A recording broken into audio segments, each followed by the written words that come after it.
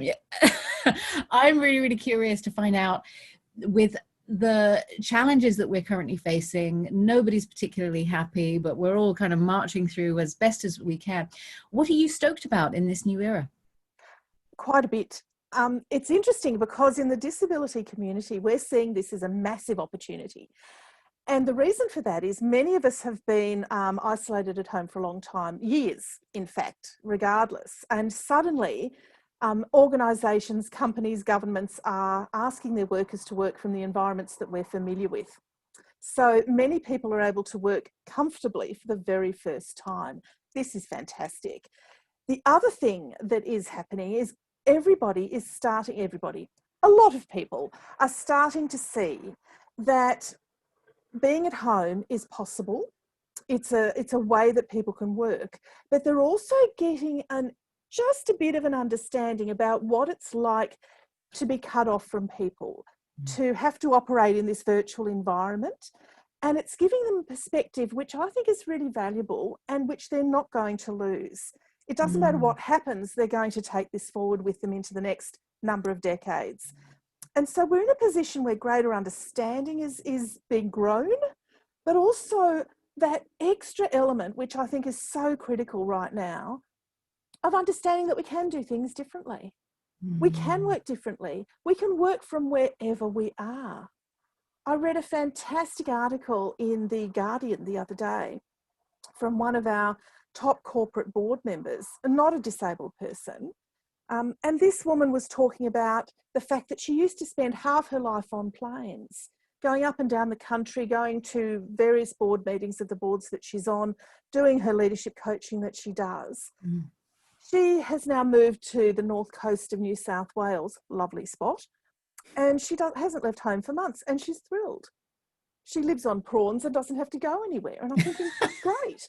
But what it's really shown her is that all that travel that she thought made her super important and was really invigorating and which seemed like an exciting life was sucking the energy out of her and not giving her the potential to work at her best. And she now feels she's working at her best. And I thought, that's one insight. How is it that we're not seeing that? So I'm looking at this as a real opportunity to increase diversity in our workplaces.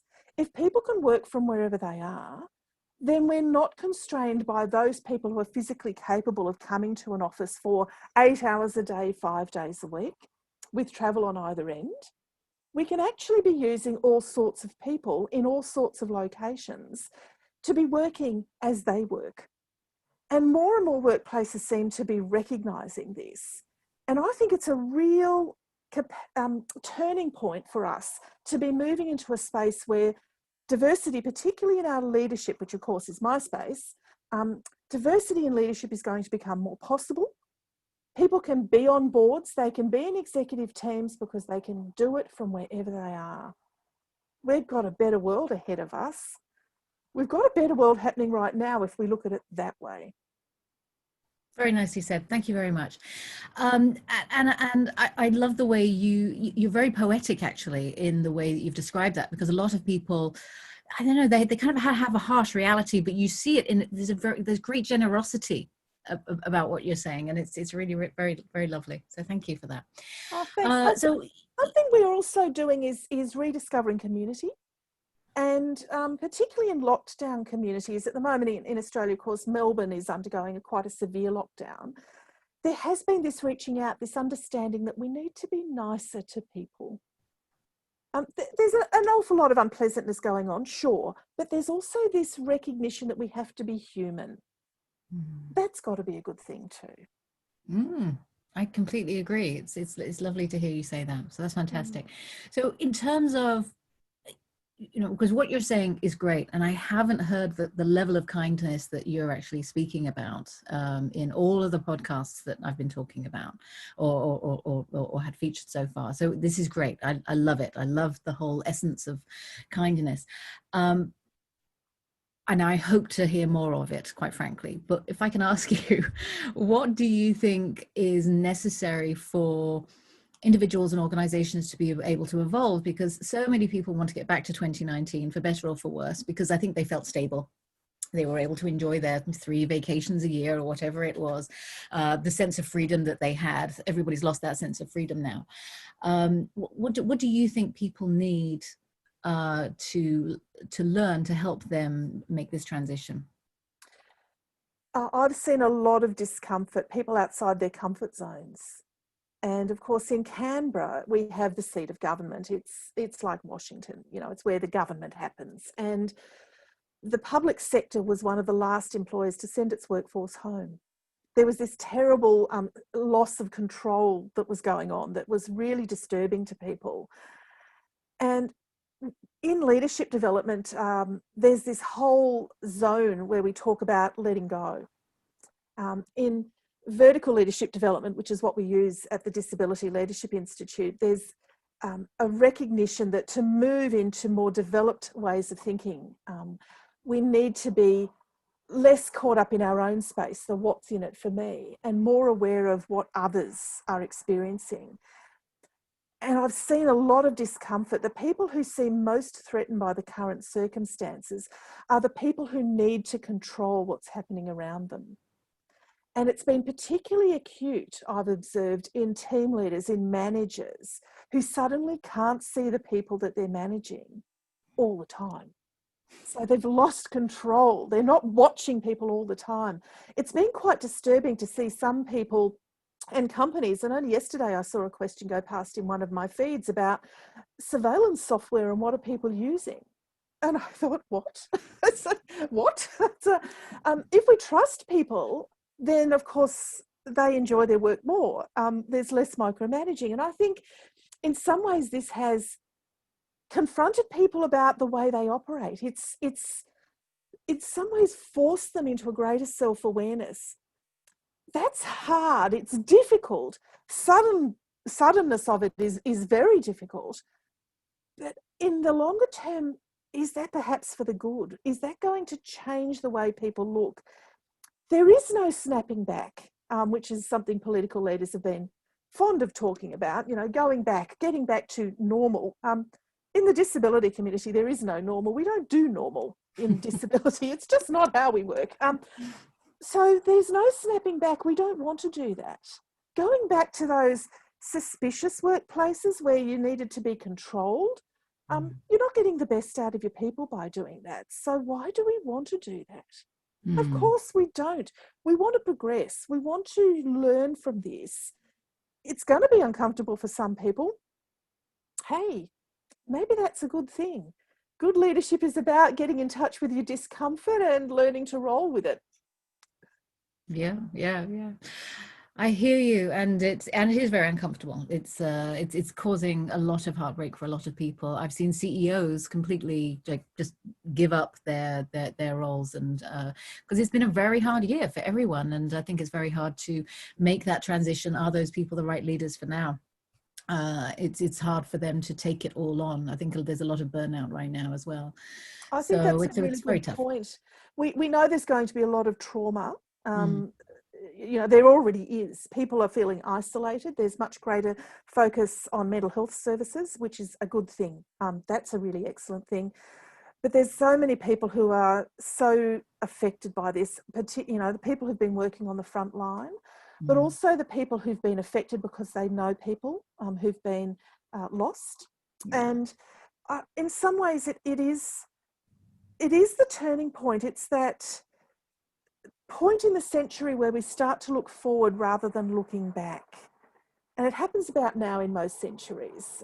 You get to the year about 1520 and we suddenly shift, and we seem to be in that transition phase. Suddenly we are not 20th century people anymore.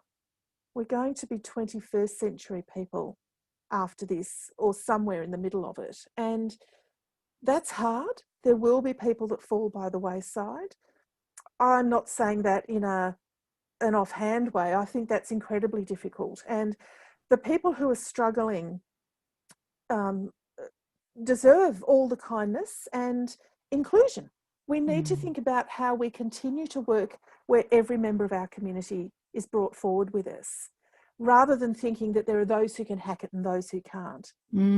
That's the 20th century way of thinking. That's the divisive way of thinking. I'd like to see us in the 21st century moving into a space where we do embrace the recognition that everybody works differently. Everybody works differently, whether they're at the entry level or a CEO, whether they're working locally or running a global organisation.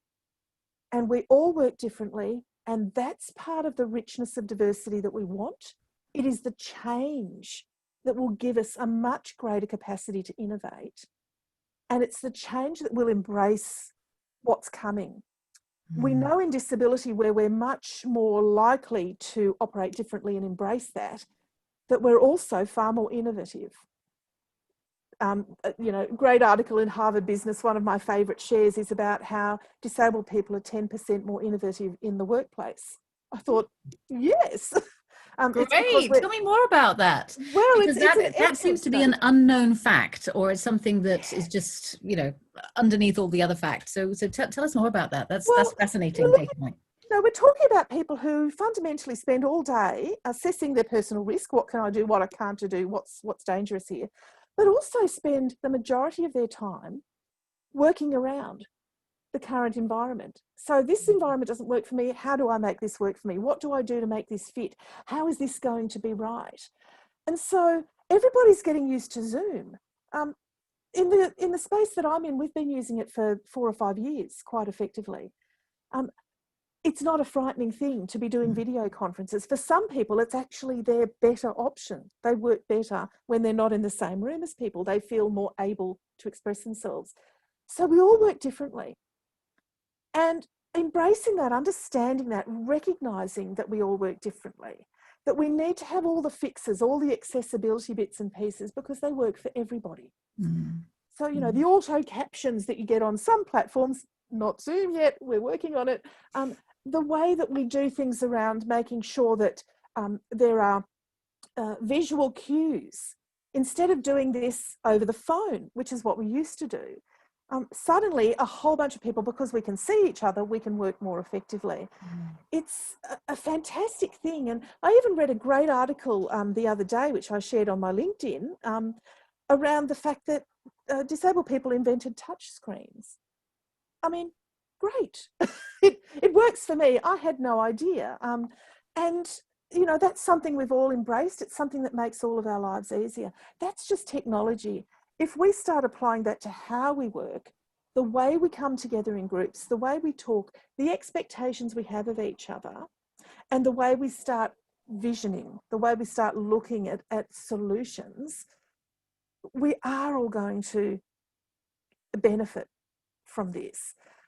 It doesn't have to be about being a disabled person. Everybody thinks differently. Some of us are big picture people, some of us are detail people, some of us want to be looking forward, other people need to be just sort out what's happening right now. People have their comfort zones, other people don't care about that and they're off, they're the risk takers. We all operate differently. If we bring all of that into our boardrooms, into our executive teams, we're going to really have an outstanding 21st century, and I'm looking forward to seeing as much of that as I can. Lovely. Thank you so much. So you're clearly a good troublemaker. John Lewis died and was one of the reasons why I created this podcast series, because he inspired good trouble. He would talk about good trouble. What good trouble are you making? So let me ask you, what good trouble are you making? And I think I know the answer, but I want to hear it. Well, my big thing right now is asking our leaders, and I mean our governments, our politicians, the people who are running our government agencies, our CEOs. Where are the disabled people in your decision-making spaces? Where are the disabled people on your board? Where are they in your executive teams? And what are you doing about getting them there? It's one of those strange spaces where it seems to be down to the disabled people to get themselves there. Well, hello. I think it's down to the decision makers to create diversity. We want that diversity. We know it's good. It's going to be more innovative. It's going to be more problem solving. There'll be greater solutions, much more forward looking. What are they doing about getting disabled people into those spaces? And doing it now, not in 5 years' time, now. Exactly, exactly. It's like I would love to know how organizations are going to be open to that. I have two points that I want to make. A guest on my show quite recently was Ludmila Preslova. She's an organizational psychologist, and she said CEOs should be chief diversity officers. That should be their role, which I love that statement. And also Raghav Singh was on my podcast. He's been a leader creating HR leadership products that have received awards, two major awards. And he's been working from home after he had an accident. So he had a disability where he basically worked from home to create these AI and future tech solutions. So you're absolutely right. It's about having very open-minded leaders. It is. It's also about conquering our fear. So much of diversity is about being frightened of the other. And it doesn't matter what the type of diversity is, it's about the other. And so it might be people of colour, it might be Indigenous people, it might be disabled people, it might simply be women. We've still got a problem in a lot of decision-making spaces with gender. It might be about LGBTIQ folk. It could be about any type of diversity. It's about not being frightened of the other. It's about embracing the richness of it. And the recognition that that richness provides perspective, it provides solutions and visions. And we really need that stuff. We need to be operating smarter. The world's not going to get any slower. The world isn't going to get any more,